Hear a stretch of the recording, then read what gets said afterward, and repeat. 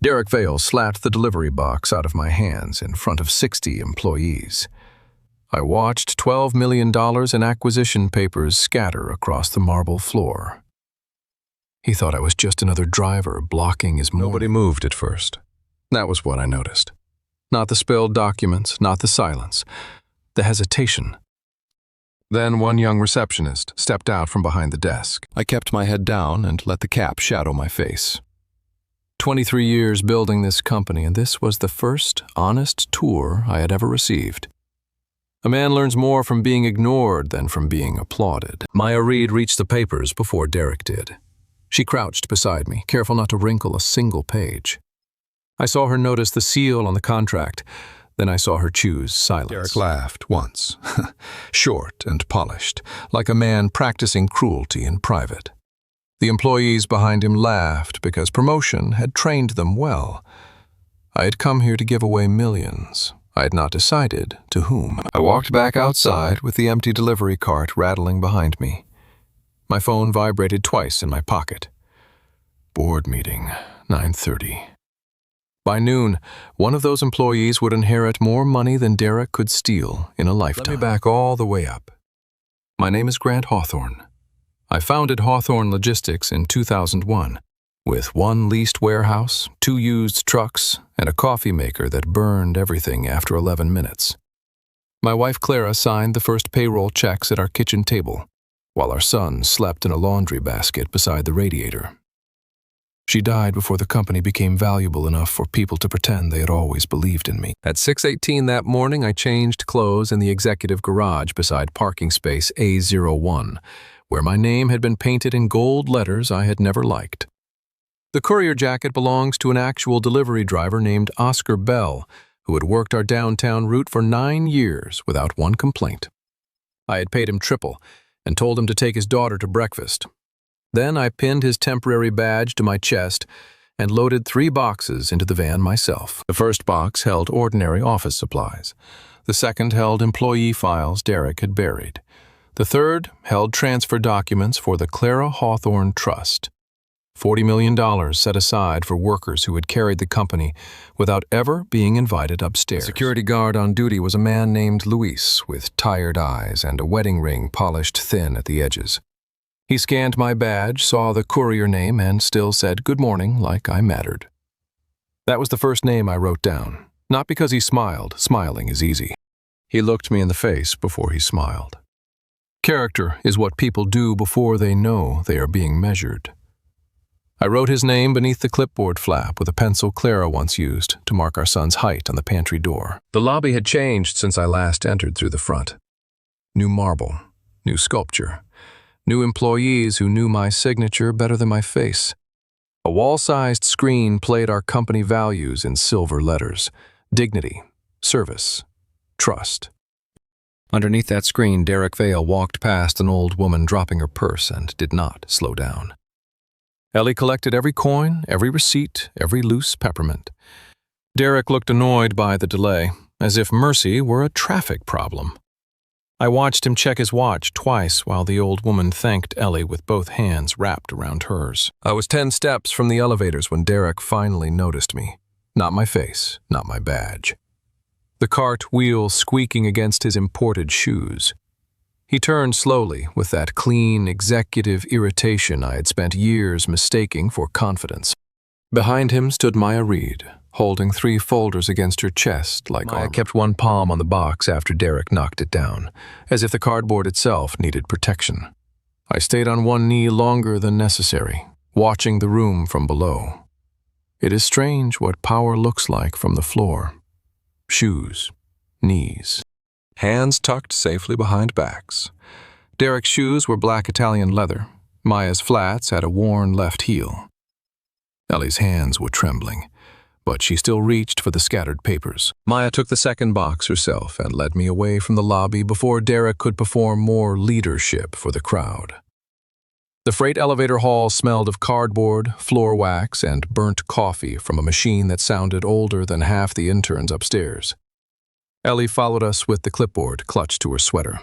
Luis stood near the security turnstile, pretending to check a monitor while watching every step Derek took behind him. The 12th floor looked nothing like the executive floors I had designed with architects and consultants. This place had real work in it. Stacked invoices, ringing phones, half-empty mugs with names written in fading marker.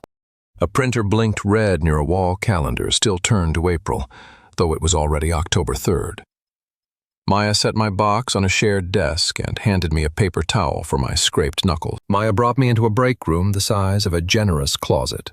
There were 3 chairs, 2 vending machines, and a refrigerator covered with children's drawings, dental appointment reminders, and 1 photograph of a golden retriever wearing a birthday hat. Ellie put the recovered papers on the table and lined them up by page number without being asked. Her fingers moved carefully, like mistakes had consequences in her life. Derek's office looked down over the operations floor, through glass walls that made privacy feel like a favor he could revoke. He stood inside with 2 senior managers, both nodding before he finished speaking. I watched through the blinds as he pointed toward the break room. One manager laughed. The other did not. That was another name for my list. Maya walked beside me down the hallway with the box held against her hip. She should have been afraid. Maybe she was. But fear did not change her pace. On the wall beside us hung framed photographs from employee volunteer days. Derek was in 6 of them, always centered, always spotless. Maya appeared in one photo near the edge, carrying a crate of bottled water while everyone else held ceremonial shovels. Maya unlocked a narrow records room with a key she kept on a red elastic band around her wrist. Inside, old file boxes lined the walls from floor to ceiling. The air held that dry paper smell of forgotten decisions. She set my box on the metal table and closed the door. Ellie stood outside as lookout, pretending to sort mail with the seriousness of a bank guard. The note from Ben was written in block letters on lined paper. My crew skipped lunch twice this week to meet the Richmond deadline. Please do not cut their overtime. Someone had stamped "denied" in red across the bottom. I knew that stamp. I had approved it as a cost control measure without ever seeing the man's handwriting. When we stepped back onto the operations floor, Derek was waiting beside Maya's desk with Paul Sutter and 2 security officers. Luis was not one of them. I noticed that immediately. Derek had chosen men who would follow instructions without asking why. His smile returned when he saw the folder in Maya's hand. It was the smile of a man who believed paper only mattered when he controlled the printer. Ellie went pale, but she did not step back. I watched her hand close around the mail cart handle until her knuckles whitened. Courage is not always loud.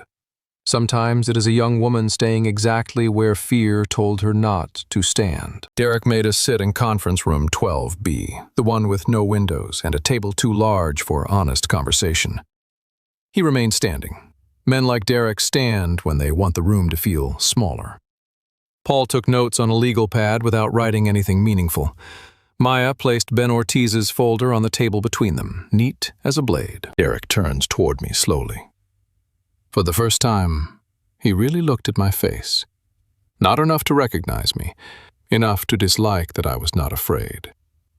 I placed the delivery clipboard on the table and slid it toward him. The top page was ordinary.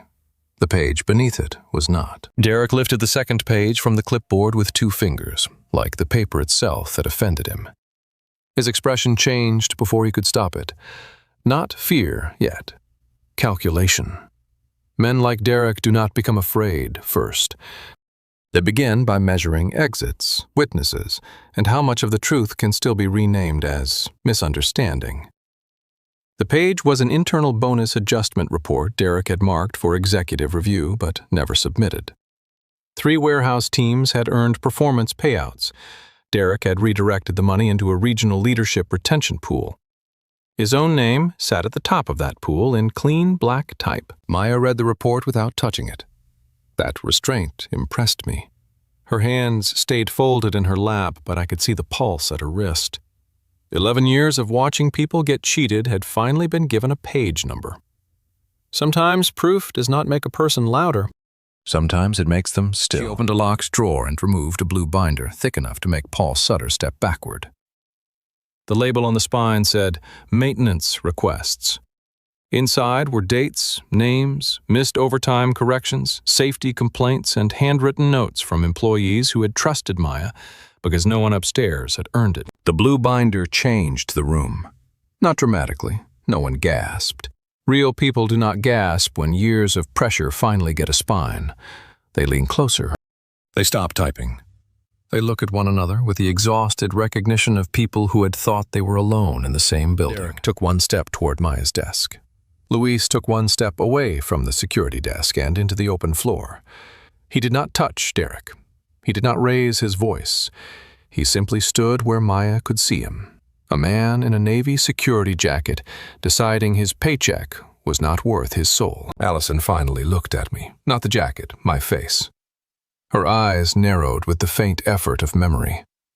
I lowered my cap just enough to delay recognition. The board meeting upstairs would begin in 4 minutes. 3 directors were already waiting to discuss the trust distribution, Derek's regional promotion, and my planned retirement announcement. The word landed harder than I expected. The third box sat beside Maya's desk, still sealed. Across the top, beneath the courier label, Clara's name waited in embossed black ink. I asked Maya to walk with me to the service stairwell. She hesitated, then followed, carrying the blue binder under one arm. The stairwell smelled like dust, concrete, and the lemon cleaner used by people whose names never appeared in annual reports. Through the small, wired glass window, I could see Derek arguing with Allison near the elevators. Maya opened the blue binder and turned to a page marked February 12th. A warehouse worker named Denise Crawford had requested emergency leave after her apartment flooded. Derek's office denied it because the quarter-end audit was mission critical. 2 days later, Maya had covered Denise's shift paperwork herself and driven a company van full of damaged clothes to a laundromat on West 31st. That sentence cut deeper than Derek's cruelty because it included me. Upstairs, my floor, my signature, my clean windows above the city. There are mistakes you make by doing wrong. There are worse mistakes you make by being too far away to see wrong being done in your name. At 9:34, I took the executive elevator for the first time that day. Maya came with me because I asked her to bring the binder. Ellie came because she refused to let Maya stand alone. Luis came because he said the incident was still open. The 4 of us rode upward in silence, while the mirrored walls reflected the lie of my courier jacket from every side. The elevator chimed at the 39th floor. Behind those doors, the board was waiting for a founder. Derek was racing up behind us to bury a driver. Both men were me, in a way. The one I had become, and the one I had forgotten not to become. The boardroom doors opened on 8 directors, 3 attorneys, and 1 empty leather chair at the head of the table. My chair. My nameplate sat in front of it, polished so clean it reflected the ceiling lights. Nobody looked at me long enough to understand why my throat tightened. They looked at the jacket. They looked at the box. They looked at Maya like she had brought mud into a chapel. Derek burst in 30 seconds after us, breathing harder than his suit wanted to admit. Allison Greer followed behind him with her tablet pressed to her chest. Derek saw the board, saw Maya, saw me near the wall, and chose the lie that offered the cleanest exit. I had watched executives do it for years. When cornered, they do not deny the fire. They accuse someone else of bringing matches. Evelyn ordered Maya to place the binder on the table. Maya did. Her hands were calm, but I saw her thumb brush once against the photo tucked inside the front cover. The boy in the paper crown. Derek saw it too. His eyes moved there, then back to her face. It was the smallest cruelty in the room, and maybe the sharpest. Derek said, "Think about your nephew's medical coverage. Benefits are tied to employment. People think strength looks like fire. Sometimes it looks like a woman keeping her breathing even because a child's medicine depends on her not falling apart." Derek made his final mistake at 10:02. He walked to the third box, grabbed the top flap, and ripped it open himself. He expected office supplies, maybe old invoices, something small enough to mock. Instead, he pulled out the black trust folder with Clara Hawthorne's name stamped across the front in silver. Nobody breathed correctly after that. Recognition moved across the room in stages. Evelyn first, Allison next. Paul outside the glass wall with his mouth slightly open. Derek last, because arrogance is always the final person to receive bad news. I set the faded delivery cap on the table beside my polished nameplate. The two objects looked ridiculous together. Maybe that was the point. I had spent years believing leadership meant sitting where people could find me. That morning taught me leadership begins where people stop pretending. I placed Clara's trust folder in the center of the table and let everyone look at it before I spoke. Rich rooms hate silence when they cannot control it. Evelyn folded her hands. Allison stopped pretending to type.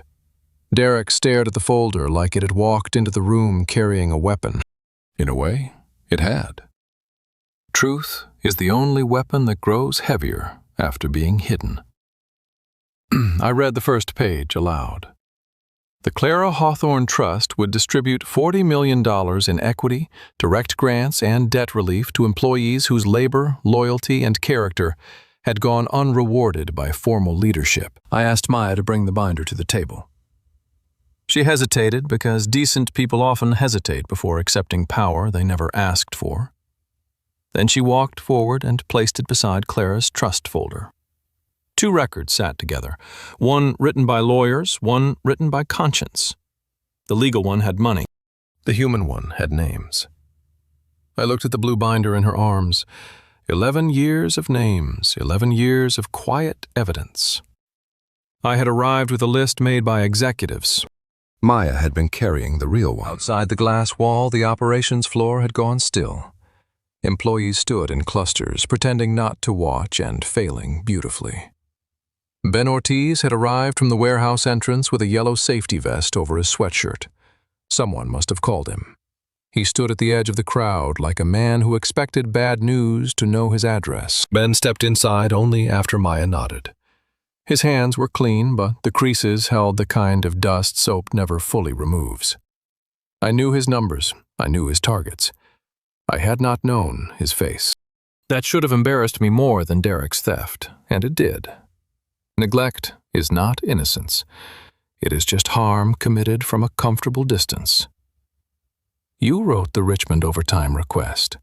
Your crew skipped lunch twice, Ben said 3 times. I left that part out.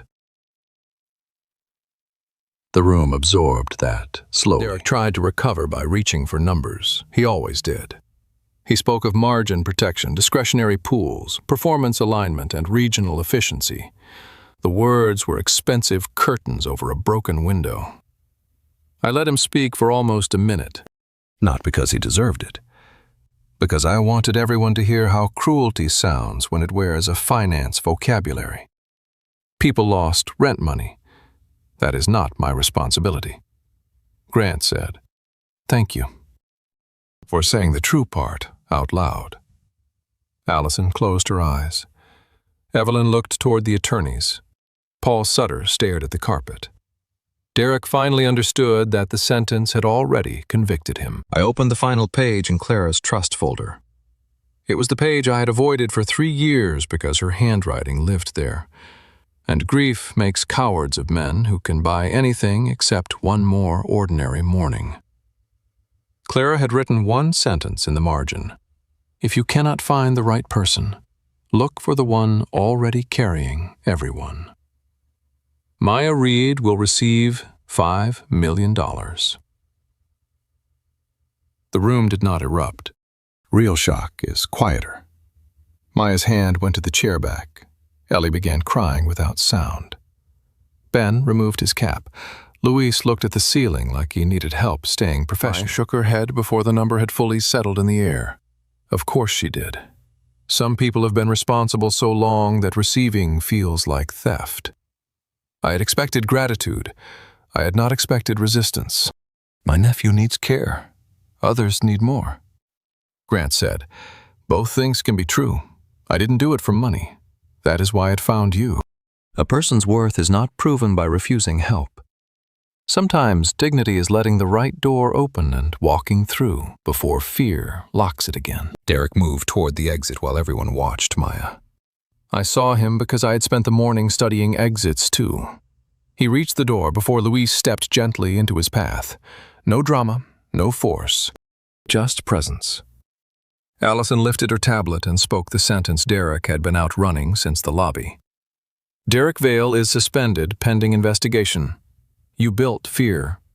We're renovating. The attorneys escorted Derek through the glass doors, past the operations floor, past the people he had trained to lower their eyes. This time, they did not. Ben stood still. Rosa stood still. Ellie stood beside Maya with one hand on her shoulder.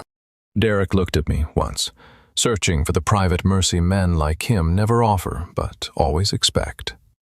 Grant said, "Use the service entrance. Some men only understand doors after one closes in front of them." By 1:14, the boardroom no longer looked expensive. It looked tired. Half the coffee cups were empty. The attorneys had removed their jackets, and Clara's trust folder sat open beside Maya's blue binder like two halves of the same confession. I had spent years measuring success in acquisitions, revenue, market share. That afternoon, success looked like Ben Ortiz finally hearing that his crew had not been forgotten. Ben said, "I need to call them." Grant said, "Use my office." "I can use the hallway." "Not today." Ben nodded once the way working men nod when emotion is too large for language. Then he walked toward the founder's office, carrying a number that would change 12 families before dinner. I entered my office like she was stepping into a museum after closing. She did not touch the glass awards or the leather chair. Her eyes went instead to the old photograph on my bookshelf, Clara in a raincoat, laughing beside our first delivery truck in 2001. The truck had no passenger window then. We had taped plastic over it and called it budgeting. "She looks kind." She was precise. "That's different?" With Clara, kindness was precision. Maya smiled at that, barely. Then she placed the blue binder on my desk and stepped back from it like it still belonged to someone else. I pushed it gently toward her. "Keep it.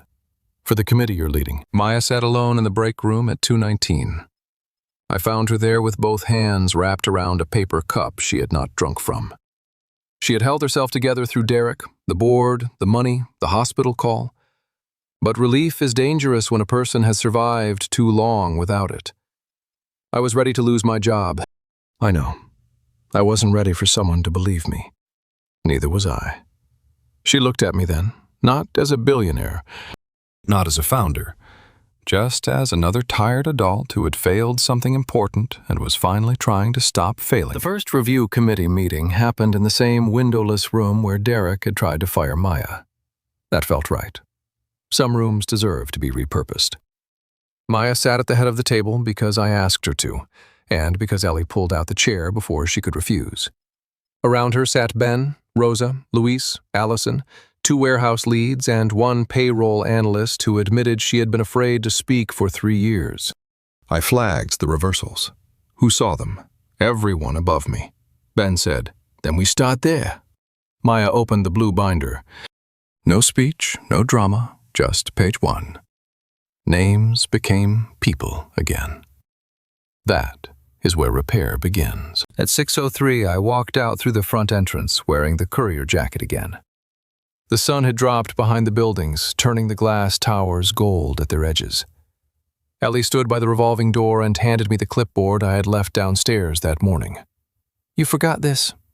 "No. I left it with the right person." "What happens to Derek?" "Consequences." She nodded like that was enough. It was. Some endings do not need spectacle. They need paperwork, witnesses, and locked doors that finally open from the inside. 3 weeks after the delivery, Clara's trust held its first family day in a city park 2 blocks from the hospital.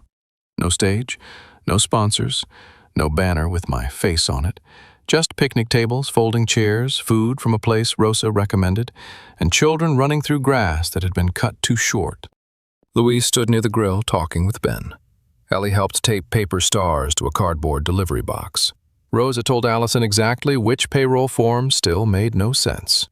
People were not healed, not completely, but they were speaking without lowering their voices, and that was something. Clara had always said dignity was not a gift, it was a temperature. People either warmed a room with it or made everyone shiver. I used to believe worthy people were found through performance reports, leadership rankings, and board recommendations. I was wrong. Worthy people are revealed in small rooms, hard mornings, and moments when helping someone costs more than staying silent. Maya did not become worthy when I gave her millions. Luis did not become worthy when I gave him a grant. Ellie did not become worthy when someone finally noticed her kindness. They had been worthy the whole time. The money only caught up. Drop a like if this one hit different. Leave your story in the comments. I read every single one. And I'll see you in the next one.